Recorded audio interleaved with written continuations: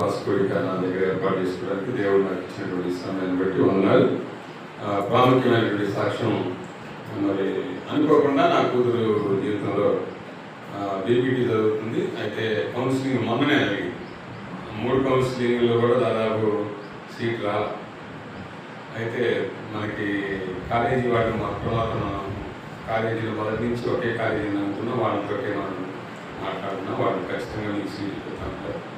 వాళ్ళకు ఉన్నటువంటి అవకాశాలను ఉపయోగించి చివరిలో మన పాపకి గవర్నమెంట్ కౌన్సిలింగ్ ద్వారా సీట్ ఇచ్చారు. అందుబట్టి దేవుడికి సంవత్సరం ఫీజు కట్టడం లేకుండా దేవుడి తర్వాత హాస్టల్ ఫీజు కట్టాలి, అదొకటి మాత్రం మనం పెట్టుకోవాలి. అయితే అసలు మొట్టమొదటి జాయిన్ చేసేటప్పుడు నేను ఫీజు ₹1,00,000 మాట్లాడుతున్నాను.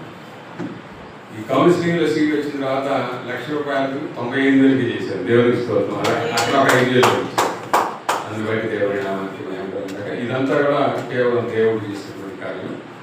వాస్తవానికి ఆమెకు వచ్చినటువంటి మార్పులకి కౌన్సిలింగ్లో సీట్ కూడా రాదు, నాకు ఒకటి తెలుసు. అయినా కూడా దేవుడు చూపాడు. ఇప్పుడు మాట చెప్పాలంటే వచ్చే సంవత్సరం అసలు ఈ మార్పులకి అసలు ఎలిజిబిలిటీ కూడా లేదు. ఈ సంవత్సరం అన్న ఇంకా అవకాశం ఇచ్చాడు ఎలిజిబిలిటీకి. అది దేవుడి యొక్క గొప్ప కృప. ఈ ఒక సంవత్సరానికి ఇచ్చాడు. ఎంసెట్ సంబంధం లేకుండా వచ్చే సంవత్సరం నుంచి ఖచ్చితంగా ఎంసెట్ నీట్ రాస్తేనే అది బీపీటీ కనడానికి కౌన్సిలింగ్.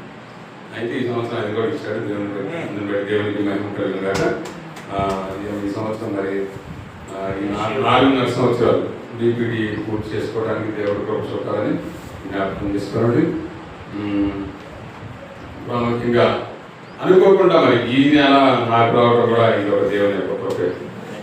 ఈ అమ్మాయికి సీట్ రావడం, మా అడ్మిన్ గారు ఈ సంవత్సరం ఈ నెల నేను పెట్టలేను, అడ్మిన్ గారు నేను ఆగస్టులో పెట్టుకుంటాను, మీరు ఇప్పుడు మార్చుకున్నానని అంటాం. అది కూడా అనుకోకుండా దేవుడు నాకు నా కృతజ్ఞత ఏర్పాటు చేసుకోవడానికి దేవుడు అవకాశం ఇచ్చాడు.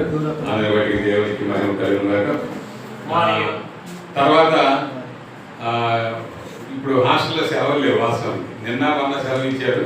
ఆ సెలవులను పట్టుకొని వచ్చి ఈరోజు కూడా పాల్గొన జరిగింది. అందులో బట్టి దేవునికి మహిమ కలిగినాక థ్యాంక్ యూ వెరీ మచ్. మీ అందరూ ఈరోజు నా దగ్గరికి రావడం చాలా సంతోషం. మీ అందరి వరకు ఒకసారి నా మాటలు చేస్తాను. మరి మాట్లాడుతున్నాక మంచి ప్రేమ ముందు నాకు దేవుడు ఇచ్చినటువంటి కృపను బట్టి నేను ఏర్పాటు చేశాను. దాన్ని మీరు స్వీకరించండి. తర్వాత అడ్మిన్గా చెప్పాల్సినటువంటి మాటలు కూడా తెలియజేస్తున్నాను. వచ్చే నెల మనం మరి దాసు గారి దగ్గర అనుకున్నాం. మీరు జ్ఞాపకం తీసుకోండి. ఆ విధంగా దాన్ని ప్రోత్సాహపడండి. Thank you very much. ఇంకా మరి ఏమైనటువంటి ప్రత్యేకమైనటువంటి ప్రార్థనలు అయితే ఏమి లేదు.